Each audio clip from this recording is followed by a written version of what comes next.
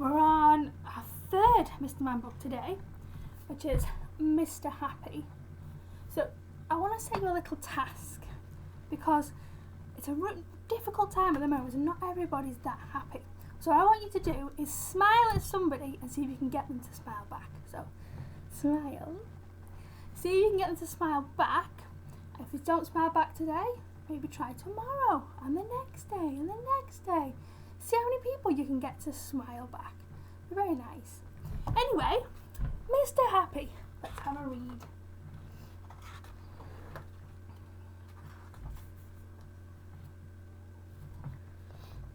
On the other side of the world, where the sun shines hotter than here, and where the trees are 100 feet tall, there is a country called Happyland.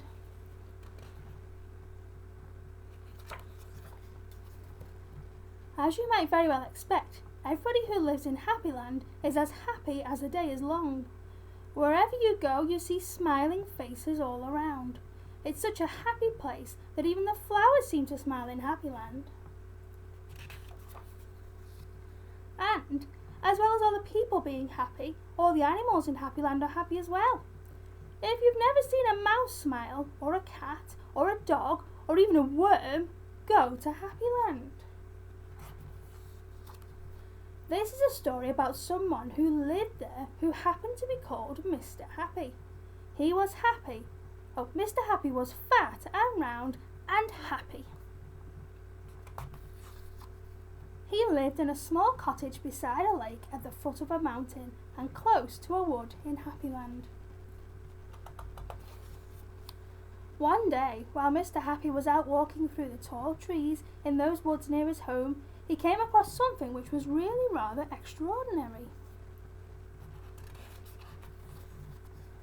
There, in the trunk of one of the very tall trees, was a door.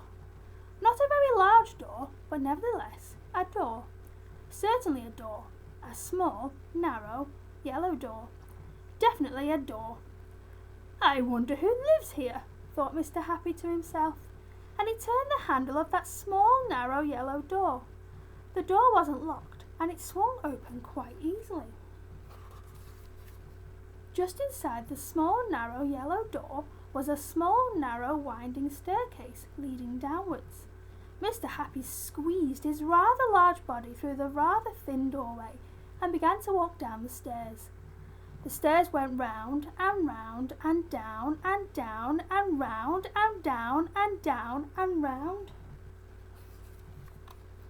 Eventually, after a long time, Mr. Happy reached the bottom of the staircase.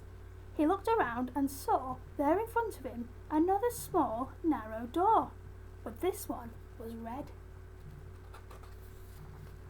Mr. Happy knocked at the door. "Who's there?" said a voice. A sad, squeaky sort of voice. "Who's there?" Mr. Happy pushed open the red door slowly, and there, sitting on a stool, was somebody who looked exactly like Mr. Happy, except that he didn't look happy at all. In fact, he looked downright miserable. Look at his face. It's very sad.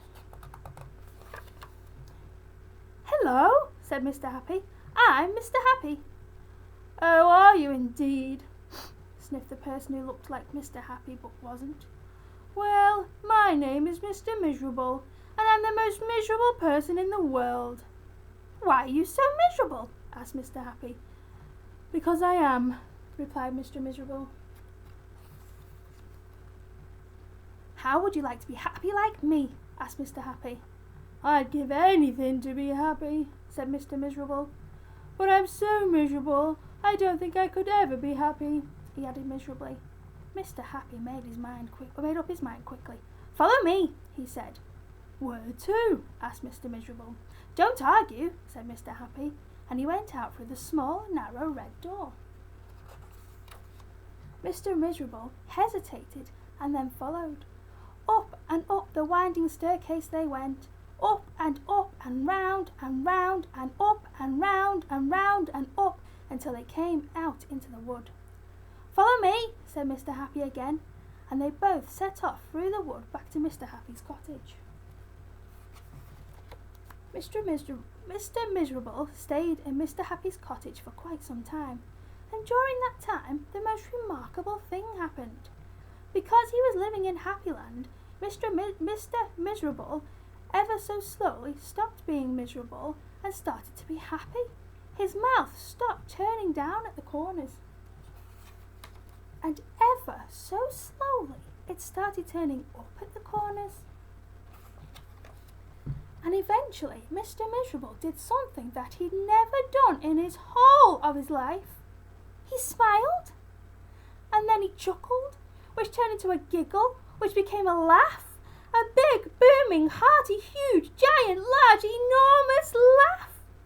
And Mr. Happy was so surprised that he started to laugh as well, and both of them laughed and laughed. They laughed until their sides hurt and their eyes watered. Mr. Miserable and Mr. Happy laughed and laughed and laughed and laughed. They went outside and still they laughed. And because they were laughing so much, everybody who saw them started laughing as well. Even the birds in the trees started to laugh at the thought of somebody called Mr. Miserable who just couldn't stop laughing.